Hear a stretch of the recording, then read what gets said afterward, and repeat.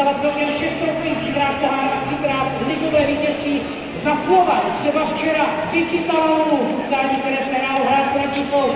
Ivasi samozřejmě zahrála nejen za Slovan, za Spartu, ale taky za naši reprezentaci.